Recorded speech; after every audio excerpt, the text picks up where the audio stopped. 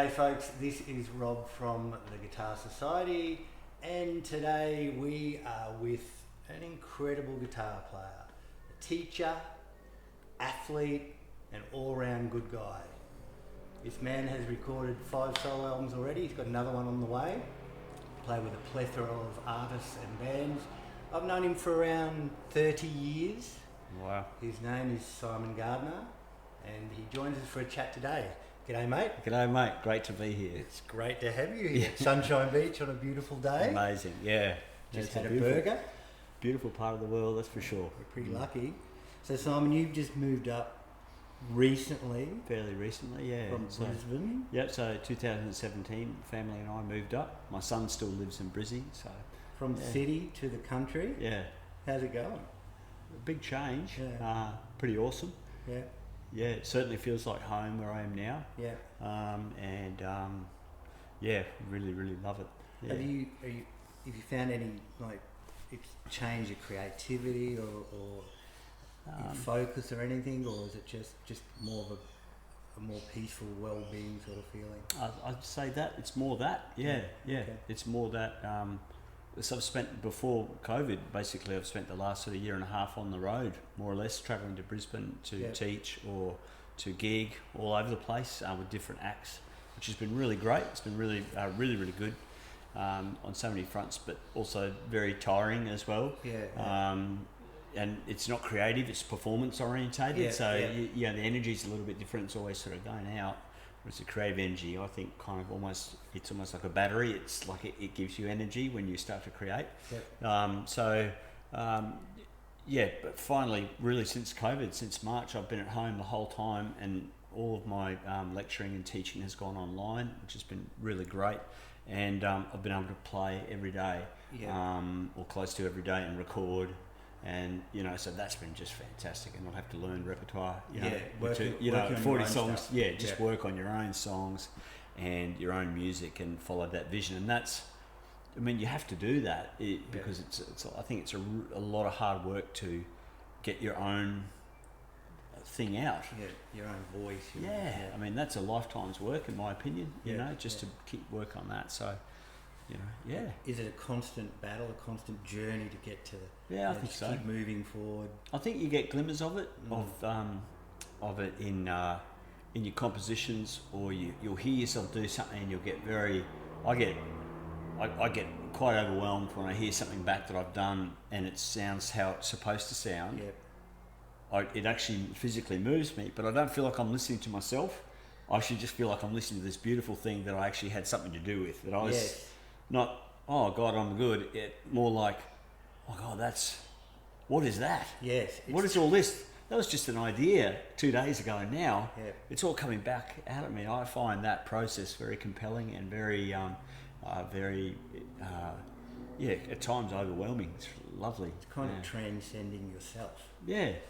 That's what it feels like. Yeah. A lot of people have said that, where it's like hearing someone else do something. And it sounds brilliant. It's like, but it's actually, I did it. Yeah. It's me. Yeah. It's hard to, because you don't, well, for me, I don't get I don't get a vanity kick out of it. Yeah. But I get an incredible energetic kick out of it, but in a different way, in a much deeper way, I suppose. You're a very deep man, Simon. You are a deep man. You are a deep thinker. Oh God, too much critical thinking. Not enough action. More action is required. There's a lot of action. Yeah. Now you are essentially a man of rock. Yeah, I think so. Rock is like this is a big part of you. But as you were playing before, you've got so many different layers, and nuances, etc. So your influences along the way, I guess they would be pretty, like, I know some of the influences. Well, we share a lot of those, in the rock film, the rock fields, just really the really big, the big guys, like Zeppelin and all that sort of stuff, and I love that. I love the mythology around it. I love the drama. I love all of that. I mean, and I always have, and I think that's what's so attractive to teenage boys is that all that Viking-like mythology around rock, and I still love that. I don't care what anyone says. I think it's great, and it's a shame that it's kind of getting lost these days a little bit. Homogenised. Yeah, it's a bit more homogenised. But I was really lucky. My guitar teacher was a jazz guitarist, and I started getting lessons when I was 13. That's when I started, and so he showed us. And at that time in the early '80s, to be a good guitar player was a lot less specialised. Right. But guys who played really well then or from that era, I think, could play a lot of things really, really well, and that's kind of what made in the contemporary stream. If you're a good rock player, it meant that you were a bit like Steve Lukather. You could probably do jazz, or do a jazz gig to a level, or you could probably do it to any level. But I know for me that was kind of like I wanted to be able to do that, but I just genuinely enjoyed all of those other idioms of guitar. So in any of its permutations, I loved just hearing guitar. And I think that's still the same now.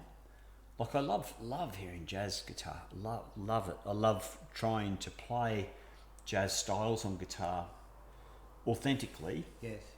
Because for me it's very, very hard. Right. The articulations, the phrasing, all of that sort of thing. Which when I hear really great jazz guitar players, I just I hear George Benson, and he's a massive influence on me. So I didn't know that. I didn't know that sound. Yeah, huge. Because that was the stuff I listened to at that really seminal time of my playing. And then when I was about 15, 16, started listening to Zeppelin and Van Halen. And I remember the first time I heard Van Halen, I just did not understand what I was listening to at all. Whereas with Zeppelin and Cream and a lot of that stuff was everything was in its place. And it was very good. Whereas Van Halen was just loose. Yes. Really, and it took me a while to try and understand what was going on. And once I started to sort of get onto it, I started just going, that sound and the way he plays. How does he do that? Like he's really, and even to this day, like when I hear Van Halen, I appreciate it more now. Probably understand it better now than I ever have. And that early Van Halen stuff. And that guy was 19 or 20 when he did all that. It's off out of this world, and it's not about chops. It's just where he feels the meter.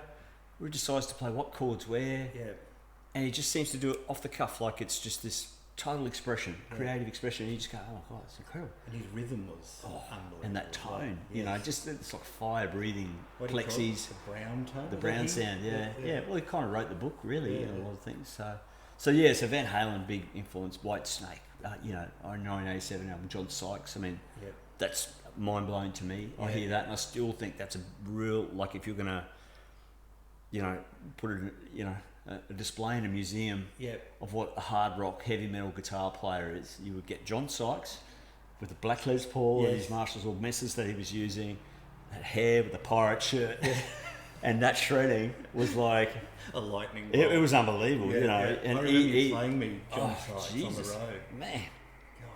It just blew me away because I'd love Randy Rhoads, but it was so much more progressive than that. And of course, we all stand on the shoulders of those who come before us.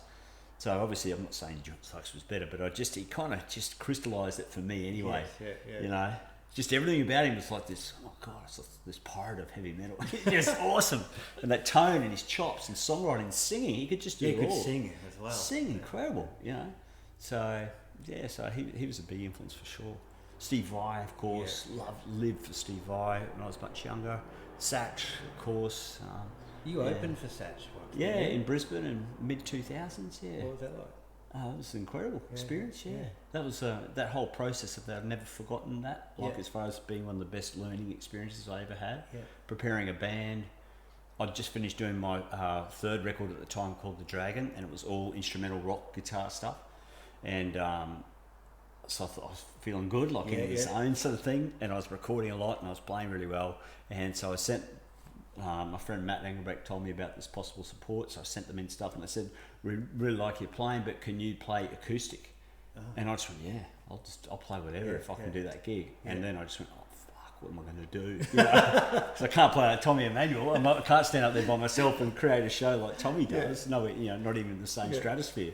So it's like, So I put together my instrumentals, the fusion instrumentals from years before that I hadn't touched, with an acoustic guitar, my Maiden through a Fender Twin I had at the time. I got a bass player and a drummer, and I did it as a trio in front of all those people. And it was amazing, the preparation I went through, and I'm sure everyone, a lot of guitar players know that process of just hills and valleys of, one good rehearsal, one good practice session, going, this is great, and then the next week is just shit. You can't play, you're a complete imposter, you want to give it away, what am I doing, who am I, what am I, and then, but when you put in enough work, it'll be all right. Yes. Unless something out of your control happens. You know that. You do know that in the back of your head that it will be okay. So even though you look at yourself going, I'm a complete idiot, you just go, well, just keep working, you'll be all right. You know what I mean? So it's that funny sort of thing. It's almost like these emotional responses to why you're not getting it right all the time. I think that is an awesome thing to have in your head, and it's hit with me then because we've often talked about self-doubt. That we're useless. We can't do it. How can we?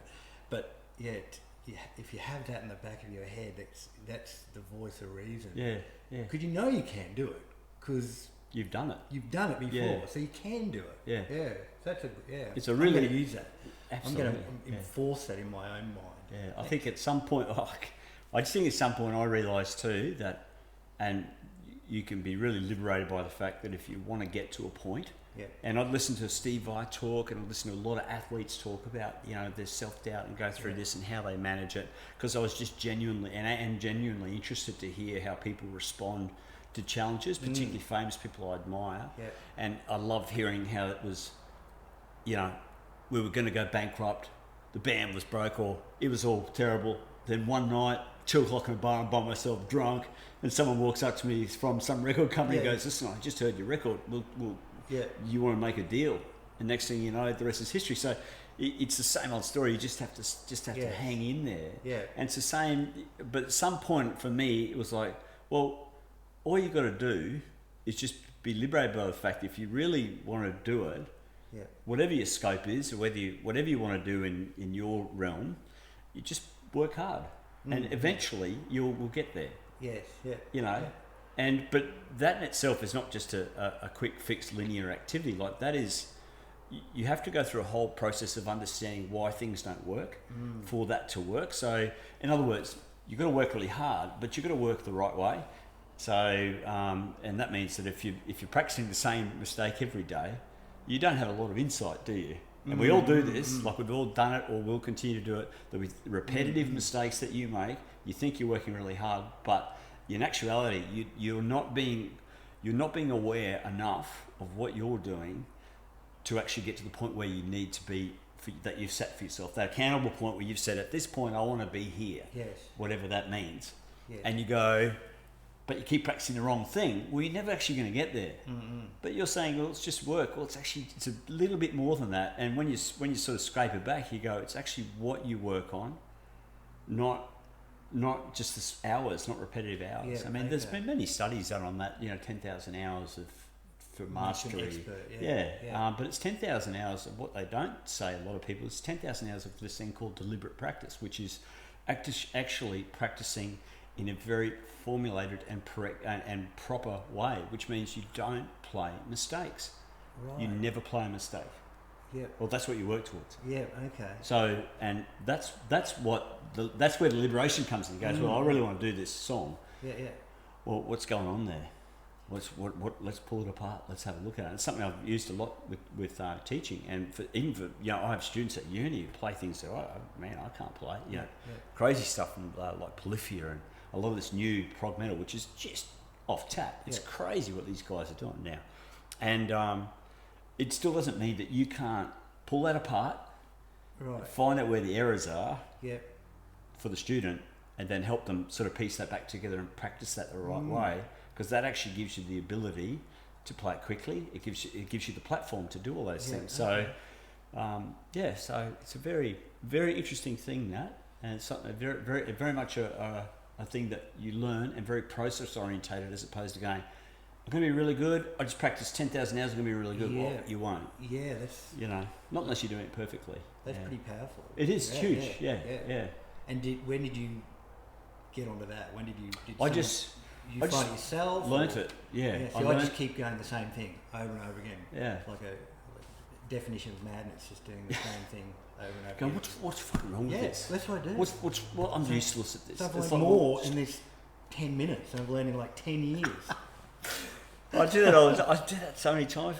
So stop doing that. Right. Okay, now stop. Now, okay, now this is what we're gonna, just take it back.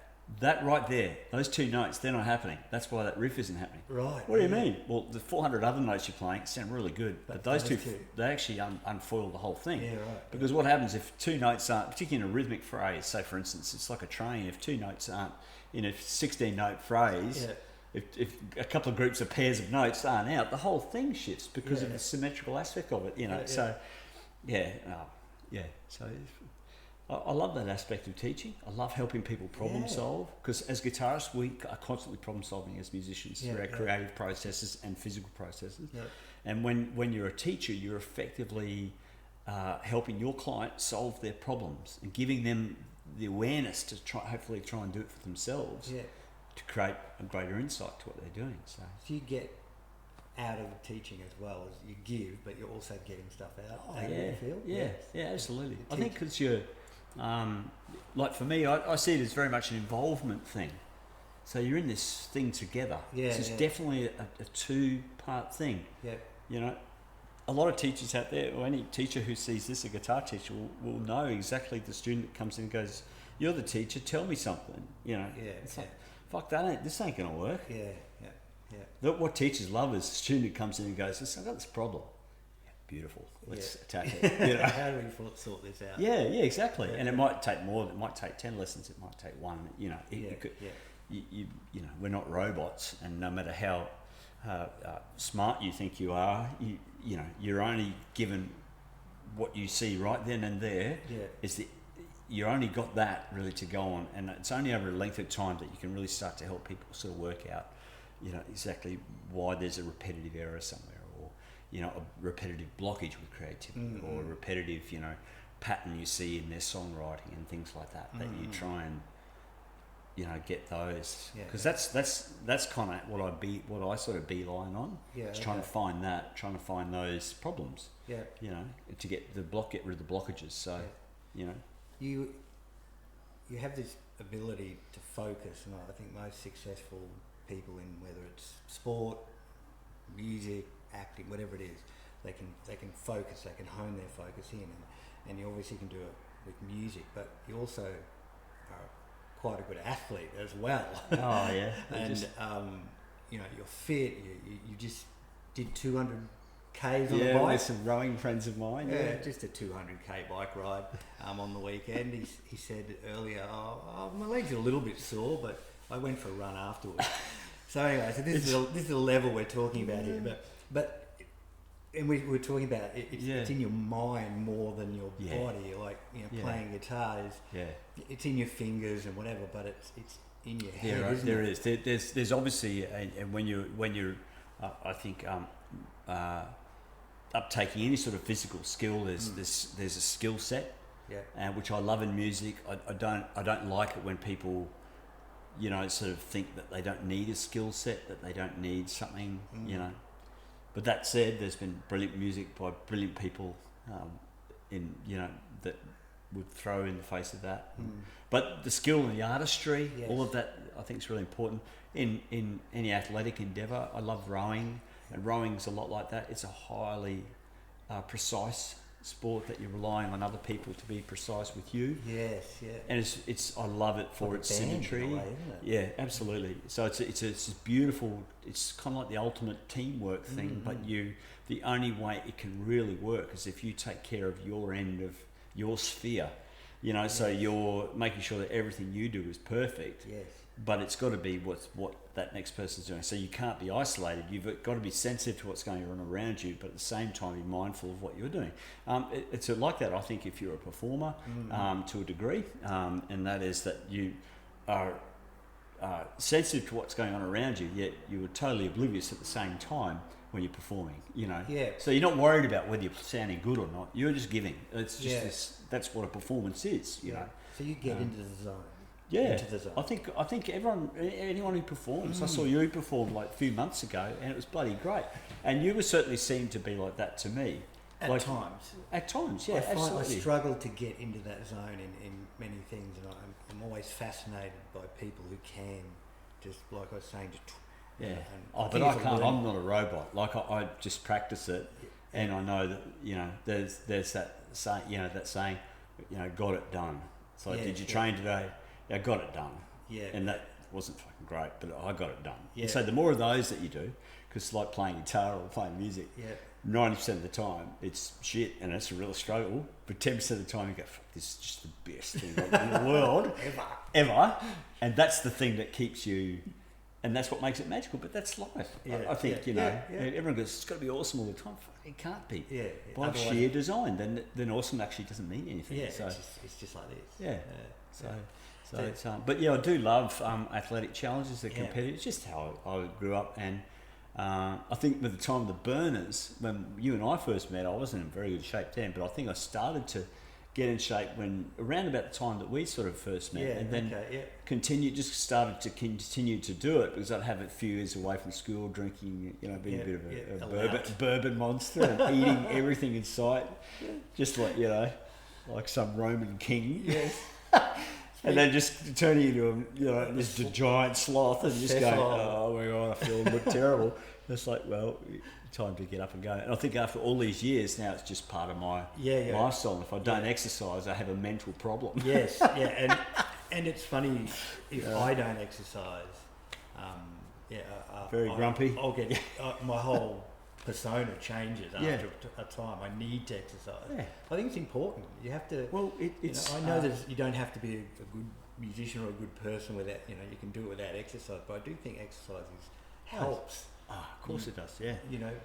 Do things and it changes. Clear in the mind. Well, it changes. Yeah. It changes your state of mind. Yeah. It literally. You will never feel bad at the end of an exercise session. You might feel physically, but mentally. Oh, you might feel tired, but you won't feel down. I wish I didn't. I'm really do that. depressed. Yeah, I wish I didn't do that. Yeah. I don't know. I think anyway. But you're right. Everyone is different and has those things. Yeah. But for me, it's been a great source of and a great source of inspiration. I love being out in the elements. Yes. I love feeling that. Yeah. It inspires me to write music. So I love being out there and out and about and exploring around. So in this hideous place. Oh, it's terrible here. Well, So it is a really important thing to me to do. So it is actually my good social connections as well. I get to have, like I was saying to you earlier, just a bit of banter and nothing too heavy. And I think everyone likes that because we all share that one common passion. Yeah, and then you go on and then you go do your thing. Other thing, whatever it is.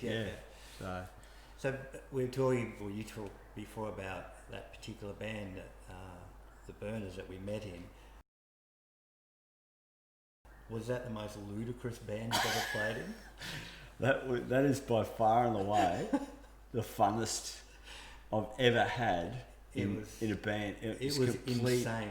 And the more I think about it, the more I just start to giggle and laugh. I'll put a photo up on this piece just to show the lunacy of that band. Oh, Jesus. But yes, that was a weird and fun time. Oh, it was. It was just so like.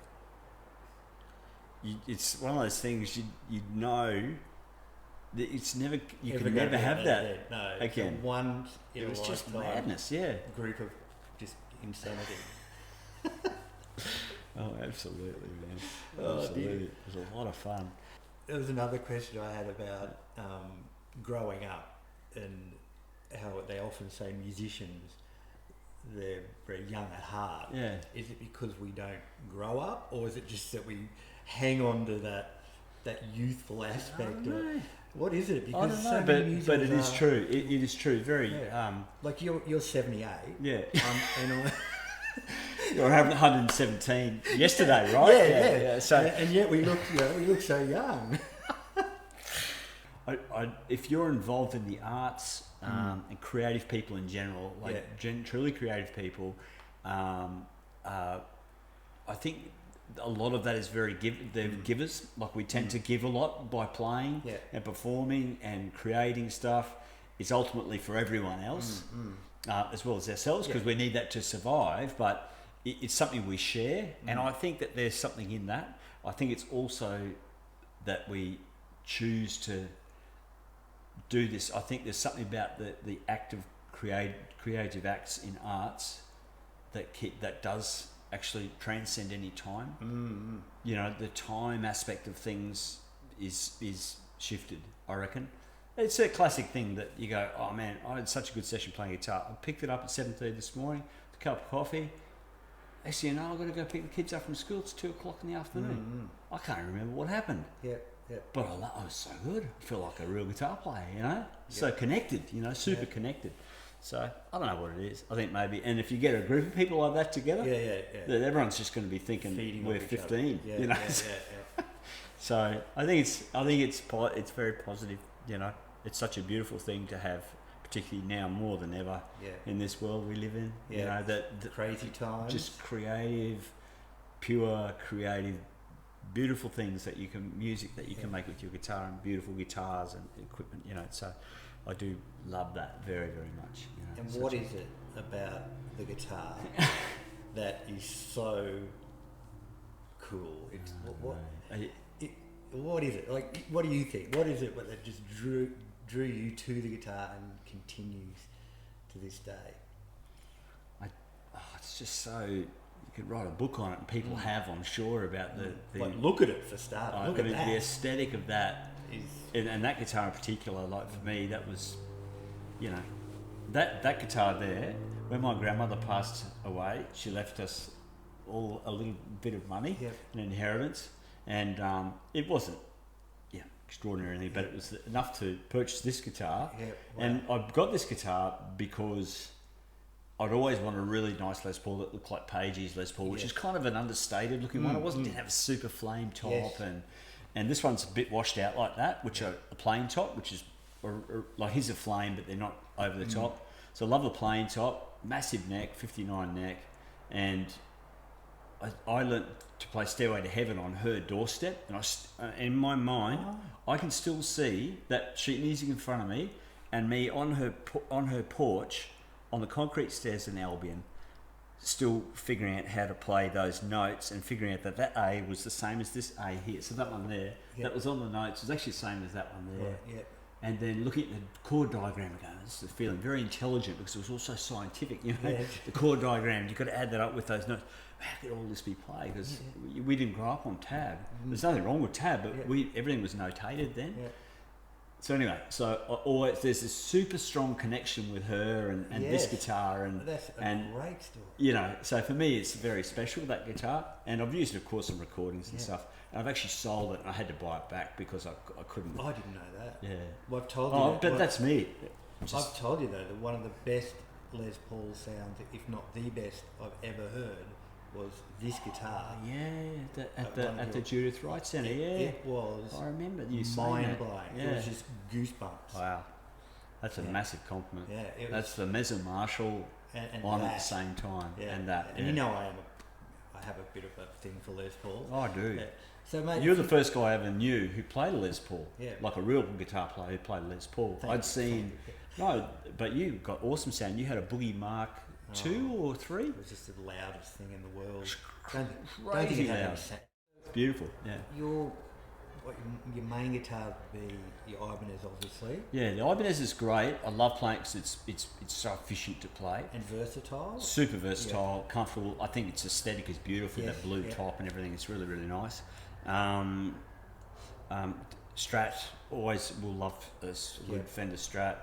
Needs to be refretted. This one needs to refret, so I don't play these ones that much. But when I go to this guitar, the joy of actually playing, even though it's uncomfortable, I can't sit down and play it for too long. It's got sore back, it's sort of, you know, classic, all the Les Paul stuff that everyone knows. The joy of actually playing it is just kind of, I don't know what's the word. It's just it's very idiosyncratic to that guitar. But if you want to feel a certain way, or if I want to feel a certain way, I'll go to that guitar because it offers that for me. Yes, yeah. They are very specialised. Yeah.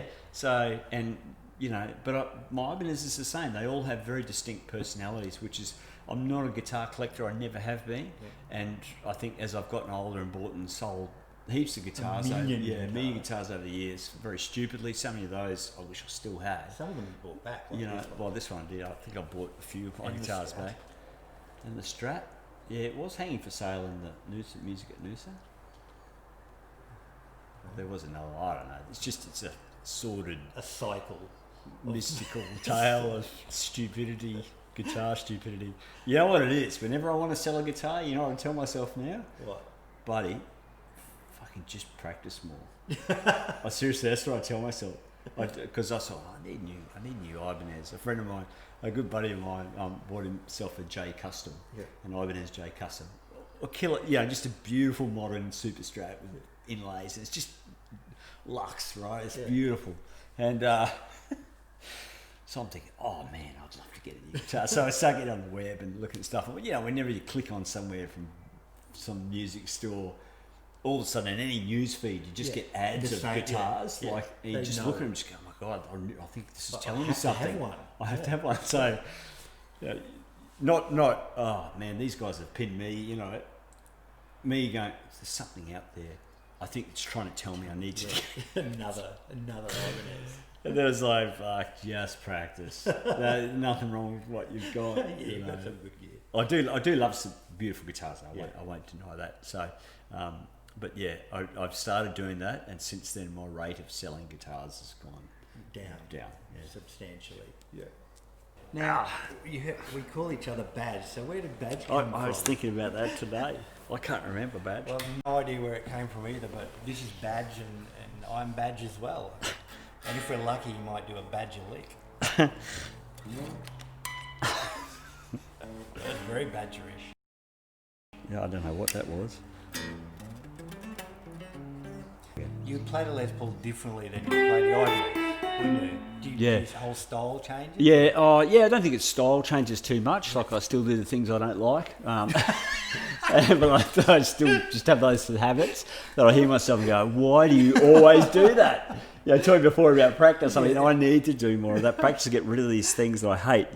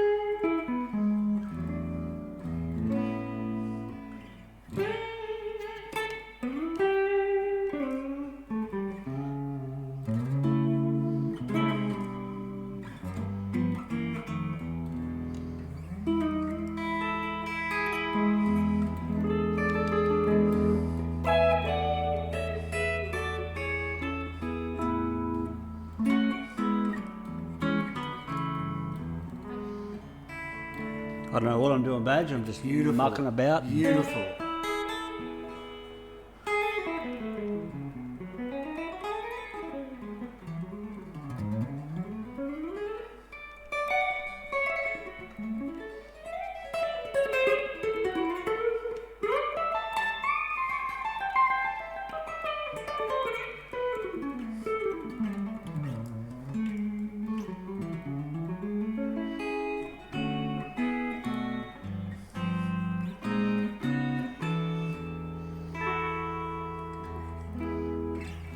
I don't know. What are we playing?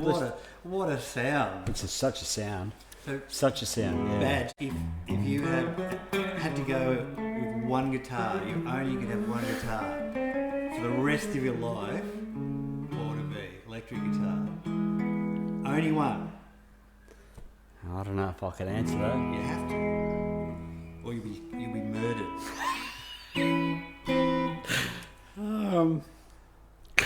Murdered. I think I'd have to pick a Strat. I think so. Just because it's versatile. It's super versatile, super comfortable. Yes. Just the most superb design of all time, really. Pretty much. It's the... In fact, in all humanity, really. I think the Lord himself designed the Strat. I tell you, man, that is, yeah, even just thinking about that. I should have bought my Strat today. So what about your current project, your new album?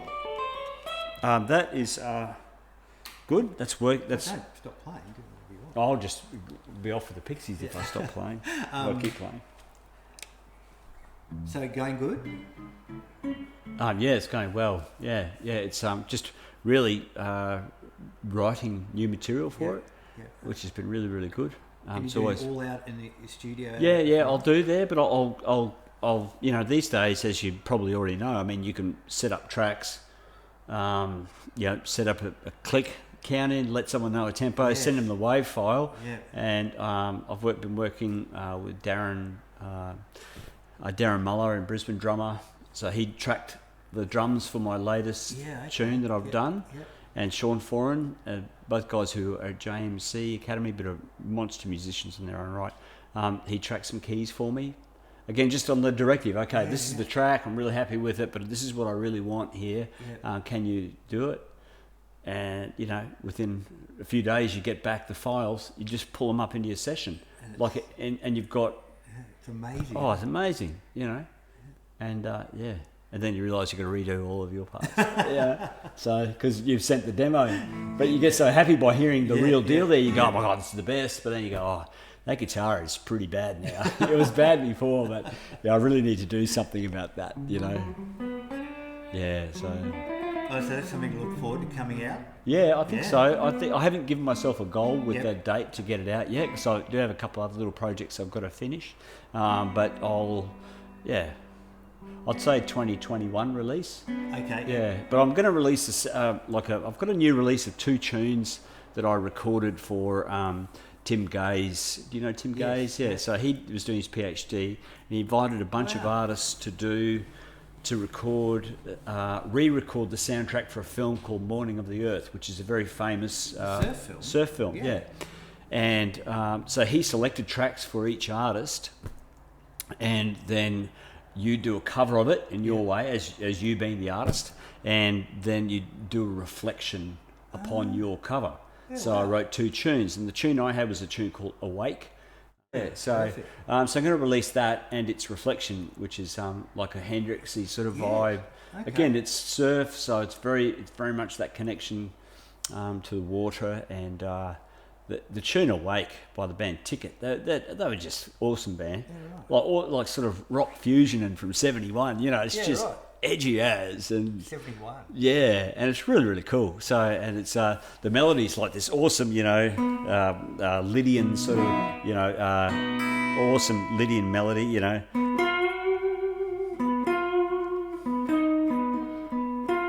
Like that's the melody. It's awake, my friends. There's nothing in this place, and it just does that the whole time. And so I just sort of reinvent.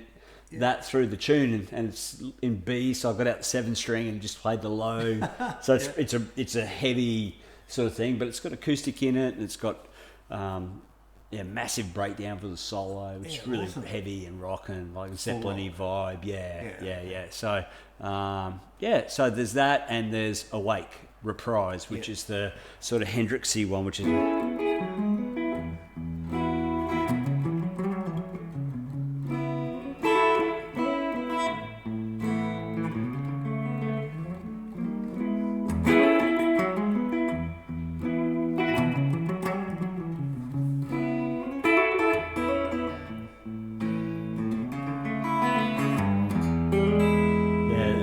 So sort of goes a bit heavy and a bit sort of loose and loose vibe. So